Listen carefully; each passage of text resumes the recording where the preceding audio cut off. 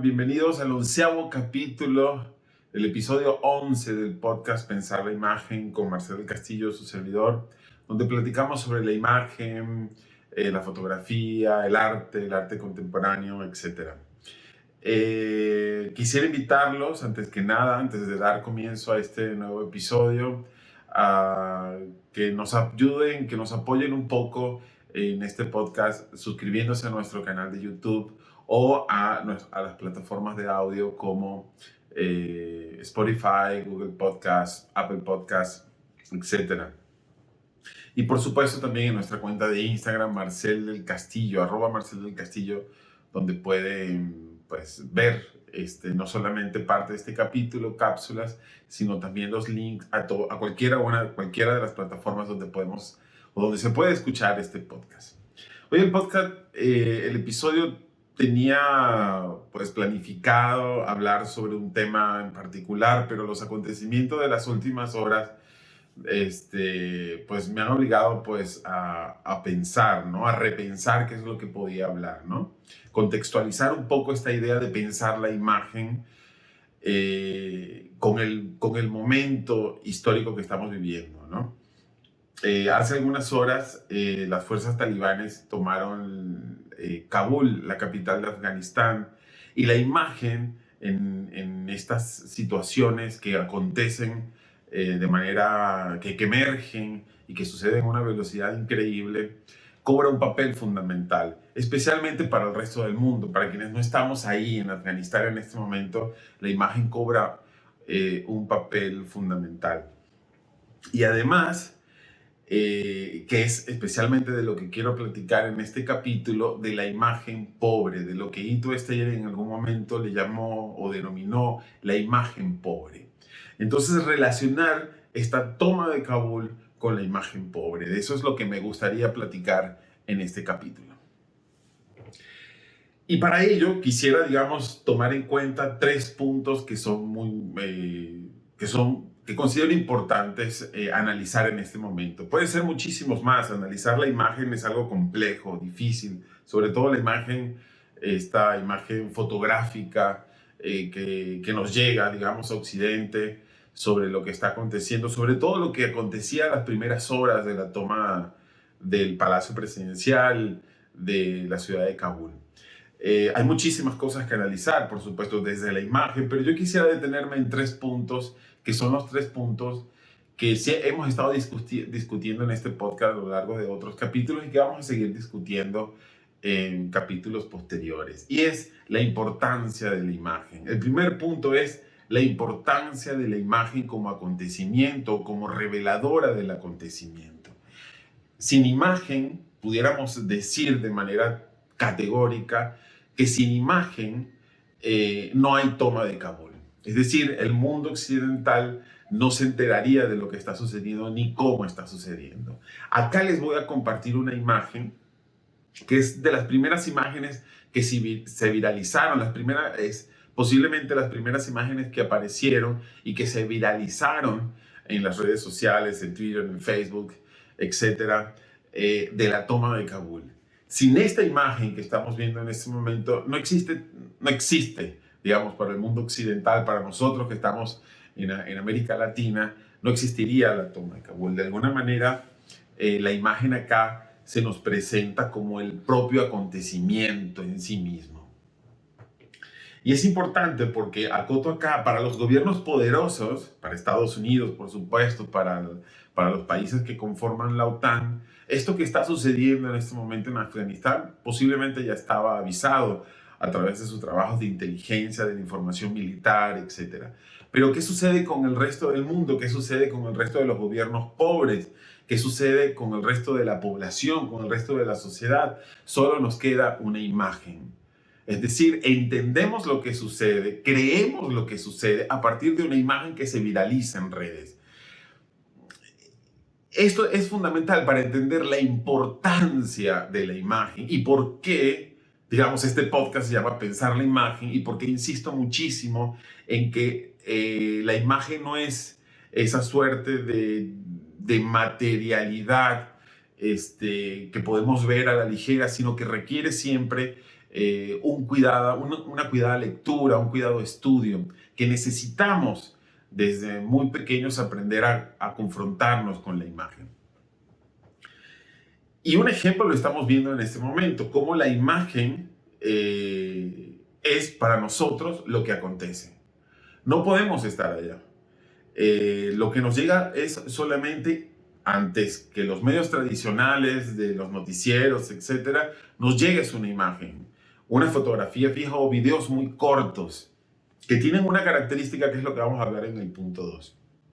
Pero además, esta imagen que yo les estoy mostrando en este podcast sobre lo que pueden ver acá en la transmisión por YouTube, es una imagen, además, como diría o como menciona Didi Huberman en algún momento, que nos suplica credibilidad. Didi Huberman, en su texto, Cuando las imágenes tocan lo real, dice: nunca la imagen se ha impuesto con tanta fuerza en nuestro universo estético, técnico, cotidiano, político e histórico. Nunca ha mostrado tantas verdades tan crudas como esta que estamos viviendo en este momento, pero nunca, sin embargo, nos ha mentido tanto solicitando nuestra credulidad. Es decir, parece mentira, pero esta imagen, que además es la captura de una transmisión de un noticiero, de una cadena de noticias del Medio Oriente, sabemos nosotros que es una captura, que es una apropiación, que es algo que se ha viralizado. Sin embargo, esa imagen nos exige creerle. Y de alguna manera nuestra condición lejana, nuestra distancia social, política, geográfica, nos pide, nos suplica creerle a esa imagen sobre lo que está aconteciendo. Y le creemos. Creemos lo que sucede a partir de esas imágenes. En especial de esta, que es la que me quiero centrar. Evidentemente ahorita van a venir muchísimas más imágenes, pero yo me quiero concentrar en esta que les he mostrado, porque es una imagen que además tiene unos valores, tiene unas lecturas simbólicas muy interesantes. De ahí que a partir de estas imágenes es que nosotros construimos nuestro presente inmediato, solo con el recurso de la imagen y algunos relatos que van a ir apareciendo también por redes, a la velocidad de las redes, de testimonios de personajes políticos, de periodistas, pero especialmente de testimonios de los propios ciudadanos de Afganistán. Y relatos, algunos, sobre todo los primeros a los que vamos a tener acceso, son relatos que nosotros vamos a ir, nosotros como espectadores somos quienes los vamos a conectar con esta imagen que estamos viendo. ¿Okay? Es decir, quienes terminamos de construir la narrativa de lo que está sucediendo en Afganistán no son quienes nos cuentan, no es la imagen, sino somos nosotros que unimos, que mezclamos esa imagen que estamos viendo con los relatos que podemos escuchar o leer por redes de manera inmediata, y también con los relatos que van a ir apareciendo ya digamos, en los medios, en las corporaciones de noticias, en las corporaciones de la información. Y algo aquí que también es fundamental, no solamente es nosotros a la distancia entender ese poder que tiene la imagen para comprender que solamente a partir de ella es que nosotros podemos acercarnos a lo que sucede, sino que quienes están ejecutando la toma de la ciudad de Kabul, es decir, la élite, digamos, de los talibanes, también lo saben, entienden el uso y el poder que tiene la construcción de la imagen. Y por eso esta imagen que estamos viendo, que le estoy compartiendo acá, en esa imagen nosotros podemos ver no solamente posibles lecturas de lo que acontece, sino que es una imagen que técnicamente está muy lejos de ser una buena imagen técnica.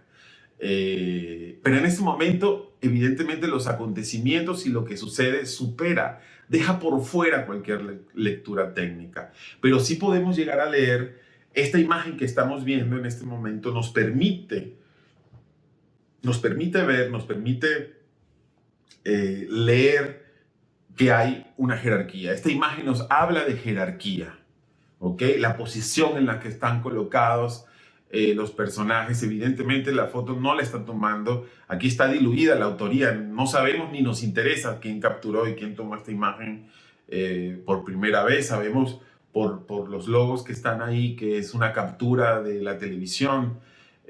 Por lo tanto, termina siendo una meta imagen, una imagen sobre otra, una apropiación de la imagen sobre otra imagen. Pero lo cierto es que esta imagen nos habla de jerarquía, nos habla de un gobierno caído y otro que lo está sustituyendo, y que ese gobierno que lo está sustituyendo pues ya tiene unas formas que la imagen que la imagen lo delata, ¿no? Podemos hablar ya que es un gobierno que se ha formado a partir de las armas, que es un gobierno que está formado o que pretende ejercer su poder o su control o su gobernabilidad a partir de la violencia y el control violento de los ciudadanos. Podemos ver en esta imagen, por supuesto, también a un gobierno que se pretende ejercer desde un pensamiento único, no solamente como ejecutor de gobierno, sino también imponiéndolo de manera hegemónica sobre todo una ciudad, sobre todo un país. Y por supuesto, esta imagen nos revela rápidamente que el poder lo van a tener pocos, y además de esos pocos, que es un tema que hoy día es fundamental, van a ser solo hombres. ¿Ok? Es decir, ya esta imagen sin leer más, sin escuchar los relatos, sin escuchar las noticias, ya nos habla, como decía, de jerarquía, de sucesión, de maneras de gobernar, de planteamientos ideológicos, de planteamientos hegemónicos y, por supuesto, de prácticas de gobernanza en términos de pensamientos únicos y que solamente va a estar conformado por hombres.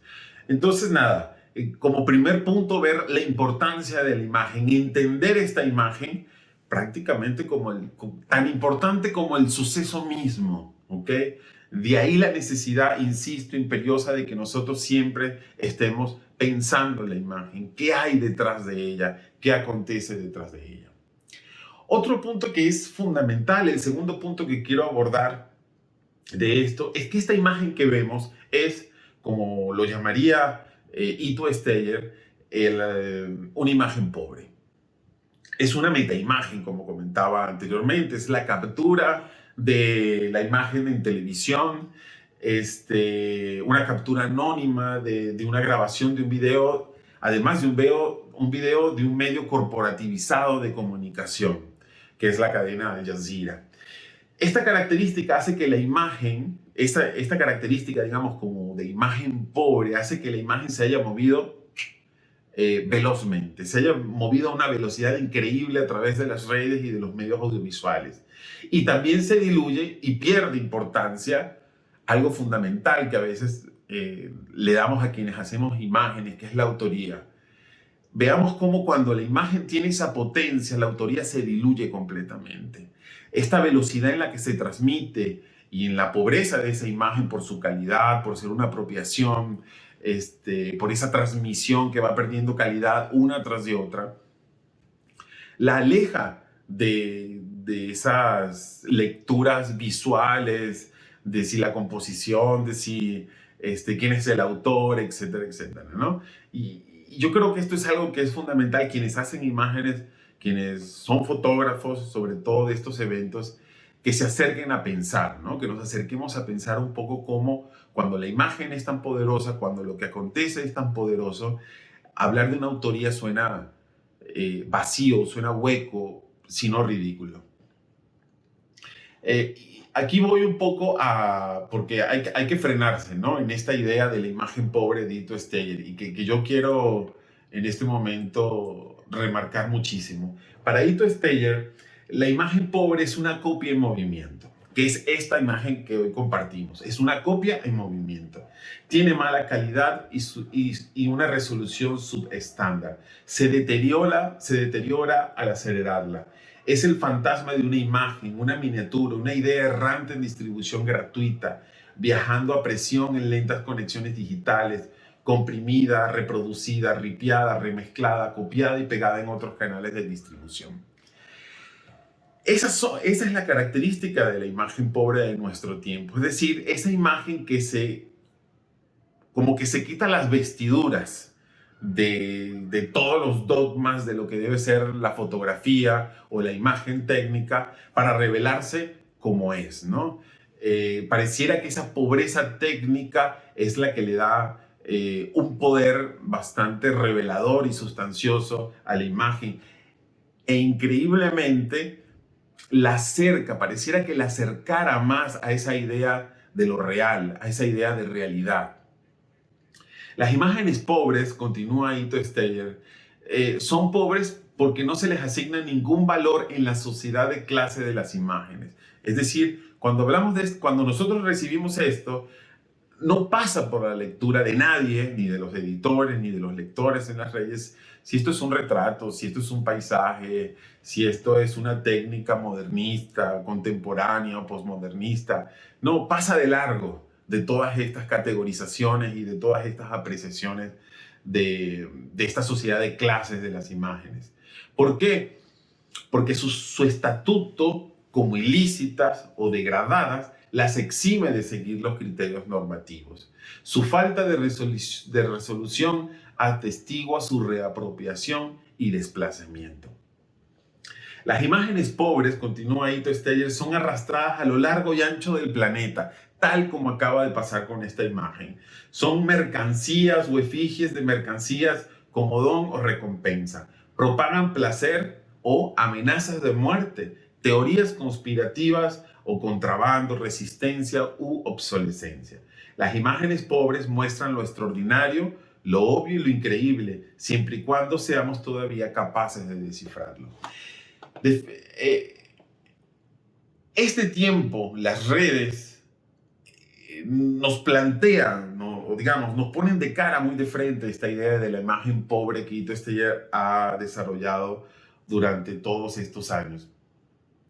Como decía, la autoría se diluye, así como sus características técnicas, ¿no? Que en este caso, en esta imagen que acabamos de ver, que es una imagen que no está bien compuesta, no está equilibrada, no está simétrica, está torcida, evidentemente no tiene una resolución, no tiene una alta resolución porque es la captura sobre una pantalla, etcétera. Esos elementos que pareciera que jugaran en contra de la imagen se terminan convirtiendo en elementos narrativos poderosos de esta imagen que estamos viendo. Es decir, esa pobreza en la resolución, esa pobreza en sus características técnicas nos habla o nos revela la urgencia de esa imagen, de cómo esa imagen emerge y se lleva por delante cualquier consideración técnica o dogmática sobre la fotografía, porque se asume urgente. Y esa urgencia se revela fea, por decirlo de alguna manera, en términos de la estética de la imagen. Se revela fea, se revela cruda. Un poco acá noto, así como sus características técnicas actúan como elementos narrativos de una improvisación que revela la urgencia de la construcción de esa imagen. Es decir, es una imagen que ha sido improvisada. Improvisada su realización original de este canal de televisión, pero también improvisada esa captura que busca, no tiene una intención inicial de viralizar, sino de transmitir, de difundir. Y son las redes mismas quienes hacen que esto se viralice. Pero es la imagen que se viraliza. Es decir, no es el autor que la publicó que hace que esa imagen se viralice. Posiblemente el primero que la publicó es una persona no mediática, no influencer, etc. Es la imagen misma la que cobra vida dentro de las redes, dentro de los canales de difusión y se viraliza a sí misma. Pero esto es bien interesante porque esto es lo que está aconteciendo. Y fíjese cómo es esta imagen pobre, por decirlo de alguna manera, esta imagen fea, la que mueve, la que nos sensibiliza, la que indigna a Occidente, la que indigna a las personas en el resto del mundo sobre lo que acontece. Creen en esa imagen, aunque saben que está mintiendo, pero creen en esa imagen, que ese va a ser el tercer punto. Sin embargo, lo interesante de este primer acontecimiento, o lo que va a probar o constatar este primer acontecimiento, esta primera fuerza que tiene esta imagen a partir de esa velocidad, de ese ripeo, de esa baja resolución y esa altísima viralización, es que ¿cuáles son las imágenes que van a estar por venir? Las imágenes por venir son las que van a comprobar esto que estamos hablando. ¿Por qué? Porque las imágenes por venir ya no van a ser, en su gran mayoría, dependiendo de cómo se desarrolla el conflicto, por supuesto, pero las imágenes que van a venir, continuando con la idea de Ito Steyer, ya no van a ser las imágenes pobres, sino van a ser las imágenes ricas. Es decir, ya son imágenes que van a venir con más lentitud, pero ya van a venir de autores, de fotoperiodistas consagrados, van a ser fotos tomadas con grandes lentes, con grandes cámaras, periodistas y fotoperiodistas asignados a esa fuente, a ese territorio, quienes con un presupuesto elevado van a poder acercarse lo más que puedan con grandes cámaras, grandes lentes, imágenes que por supuesto se van a comercializar. Entonces ahí justamente es donde vemos esa diferencia entre la imagen pobre y la imagen rica. Cómo la imagen pobre es esa que emerge de alguna manera, con esa efervescencia, con esa oscuridad contemporánea, con esa relación contrainductiva referente a cómo a los dogmas o a las reglas sobre la imagen. Y después, como decía, van a venir estas imágenes perfectas, estas imágenes de un conflicto social, político y económico muy crudo, pero con imágenes preciosas, bellas, bien montadas, con unos lentes, unos grandes angulares, etcétera. Fotografías que evidentemente van a pasar a ser las portadas de los periódicos, van a pasar a ser las revistas, se van a exhibir en exposiciones, en bienales del World Press Photo o bienales de arte, y que por supuesto los autores que están ahí para hacer esas imágenes son autores gobernados de alguna manera por las reglas técnicas de una disciplina cuya prioridad no es entender el conflicto, ¿verdad? Esta disciplina fotográfica rica, su prioridad no es entender el conflicto, lo que acontece, sino su prioridad es entender la luz, hacer una exposición adecuada, capturar imágenes para poder publicarlas en periódicos, en revistas, en páginas web, y que por supuesto sean aptas, estén acordes para ganarse premios en 6 meses, en un año, pase lo que pase en Afganistán. Entonces, este conflicto político-social nos revela esa dicotomía de la imagen, y especialmente de la imagen técnica de la que se produce desde la fotografía. Esa imagen pobre, cómo acontece, cómo aparece, cómo emerge como necesidad de comunicación, como necesidad de informar, como necesidad de sensibilizar para quienes las leen, pero también desde quienes la producen, porque es un doble hojilla. Esa imagen pobre habla de tiempo, de velocidad, de rapidez, de ferocidad de los acontecimientos, de establecimientos de poderes políticos, en este caso, y sociales sobre otros. Y después vendrá esa imagen rica que está aún más atravesada ideológicamente, pero más que ideológicamente está más atravesada por el capital, por la mercantilización de esa imagen, la utilización de esa imagen ya no como un acontecimiento que emerge, sino como mercancía, como propaganda, etc. Y el punto 3 es, si hemos estado hablando acá en este podcast, insisto, vamos a seguir hablando sobre que la fotografía hoy día es una mentira. Toda fotografía es una mentira, toda fotografía es una ficción. Entonces, ¿cómo podemos creer en esta primera imagen que acontece? ¿Cómo sabemos lo que está pasando? ¿Por qué le creemos esta imagen todavía? ¿Qué nos dice esta imagen de verdad? ¿Nos dice una verdad o nos dice una mentira esta imagen que les he compartido? Inevitable retomar en este momento a Roland Barthes, donde lo que vemos en esta imagen pareciera que lo único que nos deja claro esta imagen es que algo ha sucedido. Esto ha sido, como decía Roland Barthes.